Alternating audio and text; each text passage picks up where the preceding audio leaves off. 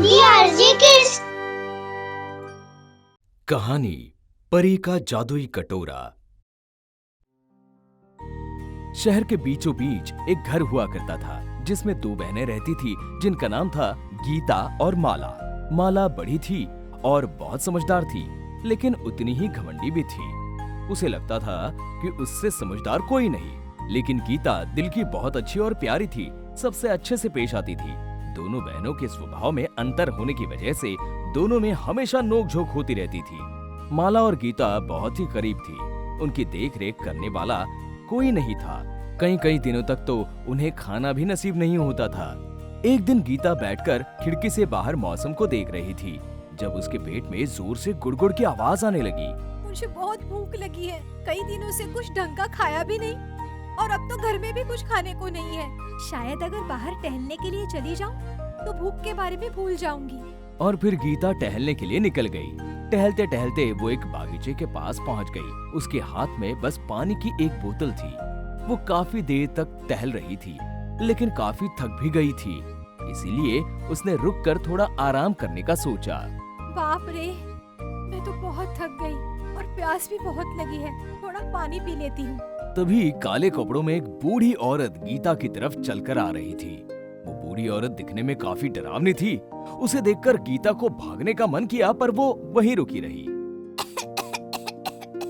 बेटी, मेरा गला सूख रहा है, थोड़ा पानी मिलेगा? मैंने 2 दिनों से पानी भी नहीं पिया और बहुत प्यास लग रही है। वो बूढ़ी औरत काफी डरावनी थी, लेकिन बहुत जोर से खांस रही थी। ये देखकर गीता को दया आ गई और उसने अपने पानी की बोतल उस बूढ़ी औरत को दे दी। जी बिल्कुल, आप काफी प्यासी है, जितना चाहे पानी पी लीजिए। बेटी, तुम कितनी अच्छी हो, तुम्हारा एहसान मैं कैसे चुकाऊं? और तभी वो बूढ़ी औरत एक खूबसूरत परी बन गई। उसे देखकर गीता काफी हैरान हो गई। अरे बाप रे! अब तुम मुझे बताओ, तुम्हारी क्या इच्छा है? तुम जो भी चाहती हो मैं तुम्हें वो वरदान दूंगी। दरअसल बात ये है कि मैं और मेरी बहन अकेले रहते हैं और बहुत गरीब हैं। कई दिनों तक तो कुछ ढंग का खाना भी नहीं मिलता। जब तुम घर चली जाओगी तो तुम्हें एक पतीला दिखेगा। ये एक जादुई पतीला है। जादू? हाँ, जादुई पतीला। उसे देखकर तुम्हें बस बोलना है, भूख लगी है सिम सिम, और फिर उसमें तुम और तुम्हारी बहन के लिए जादू से मीठी खीर प्रकट हो जाएगी। फिर तुम दोनों पेट भर खा सकते हो, और जब भी तुम्हारा पेट भर जाए तो वापस पतीले को देखकर कहना, पेट भर गया सिम सिम, और तुम्हें कभी भूखे पेट नहीं सोना पड़ेगा। मैं आपका शुक्रिया अदा कैसे करूं? आपने मुझे और मेरी बहन को भूख से बचा लिया। मैं फौरन घर जाकर अपनी बहन के लिए खीर बनाती हूँ। रुको, एक बात का ध्यान रखना, इस जादुई पतीले को हमेशा अपने पास रखने के लिए तुम्हें उसके लायक बनना पड़ेगा, वरना वो पतीला गायब हो जाएगा और तुम दोनों को वापस भूखे पेट सोना पड़ेगा। मैं इस बात का पूरा ख्याल रखूंगी। धन्यवाद। पेट भर के खाना गीता, आज तुम्हें भूखे पेट नहीं सोना पड़ेगा। अरे, लेकिन आपको मेरा नाम कैसे पता चला?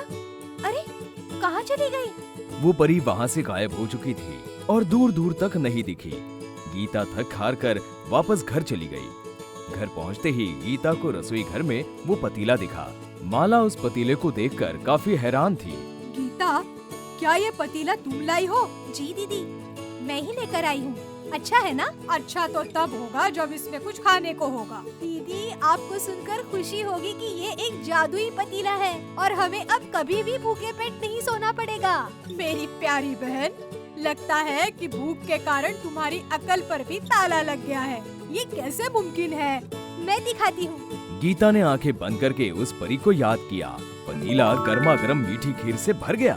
माला को अपनी आंखों पर यकीन नहीं हो रहा था और गीता माला को देखकर मुस्कुरा रही थी। खीर की मीठी खुशबू पूरे घर में फैल गई और दोनों बहनों को खुशबू से और भी भूख लगने लगी। दोनों ने खाना शुरू किया और ये उनकी जिंदगी का सबसे स्वादिष्ट खीर था। दोनों बहनें रोज पेट भरकर खीर खा रही थी और क्योंकि खीर इतनी स्वादिष्ट थी, कुछ और खाने की सोची ही नहीं। एक दिन गीता बाहर टहलने का सोच रही थी। मुझे जाने से पहले दीदी को खीर रोकने का मंत्र बताना पड़ेगा, लेकिन मुझे मंत्र तो खुद ही याद नहीं आ रहा। क्या हुआ गीता, तुम मुझे ऐसे क्यों देख रही हो? दरअसल मुझे आपको एक बहुत जरूरी बात बतानी थी। जरूरी बात? तुम मुझे ऐसी कौन सी बात बता सकती हो जो मैं नहीं जानती? दीदी, आपको लोगों को चिढ़ाना इतना क्यों अच्छा लगता है? माना कि आप बहुत समझदार हैं, लेकिन इसका मतलब ये तो नहीं कि बाकी सब बुद्धू हैं। मुझे तो लगता है कि तुम कुछ भूल रही हो। मैं कुछ नहीं भूली। ठीक है, मैं कुछ नहीं बताऊंगी, आप खुद देख लेना। मैं जा रही हूँ। अरे, मुझे मंत्र याद आ गया, लेकिन अब अंदर जाने का मन नहीं कर रहा। कोई बात नहीं, वापस आके मंत्र बोल दूंगी। गीता के जाने की कुछ देर बाद माला को दोबारा भूख लगने लगी। मुझे थोड़ी और भूख लग रही है, लेकिन खीर प्रकट करने का मंत्र क्या था? हाँ, याद आया। भूख लगी है सिम सिम। खीर की खुशबू सूंघ के माला से रहा नहीं गया और उसने खीर निकालकर खाना शुरू किया। ये तो बहुत ही स्वादिष्ट था और मेरा पेट भी भर गया। अरे, लेकिन खीर तो अभी भी बनती ही जा रही है। इसे बंद करने का मंत्र क्या था? हाँ, पेट भर गया पतीला। वो सही मंत्र नहीं था। गीता ने माला को खीर रोकने का मंत्र तो बताया ही नहीं था। अरे नहीं, ये तो पतीले से बाहर निकल रही है। अब मैं क्या करूं? बस करो, और खीर नहीं चाहिए। अरे बस करो बुद्धू पतीले। माला के गुस्सा होने का और चिल्लाने का कोई फर्क नहीं पड़ा और पतीले में खीर इतनी बन चुकी थी कि बाहर निकल रही थी। पतीले में से खीर निकलनी बंद ही नहीं हो रही थी। कुछ देर बाद गीता घर लौट आई। ये क्या है? ये तो खीर की खुशबू है। गीता ने दरवाजा खोला और उसने देखा कि पूरा घर खीर से भर चुका था। पूरा घर खीर में डूब रहा था। हे भगवान, इतनी खीर! और माला दीदी कहाँ है? दीदी! मैं यहाँ हूँ, कुर्सी पर ऊपर। गीता, मुझे बचाओ। मैं क्या करूँ? इस पतीले से खीर निकलती ही जा रही है। पूरा घर खीर में डूब जाएगा। पेट भर गया सिम सिम। और आखिर पतीले से खीर निकलना बंद हो गया। माला और गीता ने चैन की सांस ली। हाँ, शुक्र है ये बंद तो हो गया। मैं आपको इसे बंद करने का मंत्र बताना ही भूल गई दीदी। ये सब मेरी वजह से हुआ है। ये मेरी गलती है। मुझे माफ कर दो दीदी। नहीं, गलती तो मेरी भी है। मुझे तुम्हारी बात सुननी चाहिए थी और तुम्हें टोकना नहीं चाहिए था। मैंने तुम्हारे साथ बहुत बुरा बर्ताव किया। मुझे माफ कर दो मेरी प्यारी बहना। लेकिन अब हम क्या करेंगे दीदी? पूरा घर खीर से भर गया है। हाँ, इस शहर में कितने गरीब लोग हैं। हम उनको ये खीर खिला सकते हैं। हाँ, बिल्कुल। ऐसे बहुत से लोग होंगे जिन्हें ढंग से खाना भी नसीब नहीं होता। उन्हें ये खीर जरूर पसंद आएगी। और फिर गीता जाकर गरीबों को खाने पे बुलाने चली गई। हमारे पास आप सबके लिए बहुत ही स्वादिष्ट खीर है। मुझे यकीन है आप सबको ये बहुत ही पसंद आएगी। आप खाने के लिए हमारे घर जरूर आना। और सब लोग आंखों में उम्मीद की खुशी लेकर माला और गीता के घर आ पहुँचे। बहुत बहुत धन्यवाद। मैंने 5 दिनों से कुछ भी नहीं खाया था। बहुत जल्द घर भी साफ हो गया था। कहीं भी खीर नहीं थी। सब लोगों को मुस्कुराते हुए देखकर माला और गीता दोनों को सुकून मिला। गीता, दूसरों की मदद करके बहुत अच्छा लगा। हाँ, बिल्कुल दीदी। हमारे पास इतने दिनों तक खाने के लिए बहुत सारी खीर थी, पर हमने कभी किसी के साथ बांटी ही नहीं। आज से हम गरीब और भूखों के साथ खीर बांटा करेंगे। उन्हें कभी भी खाली पेट सोना न पड़े। उसके बाद हर रोज माला और गीता सब गरीबों के घर और सड़कों पर उन्हें खीर बांटने जाया करती थी। और एक दिन एक बूढ़ा गरीब आदमी उनके दरवाजे पर आ पहुंचा। उसके कपड़े फटे हुए और पुराने थे।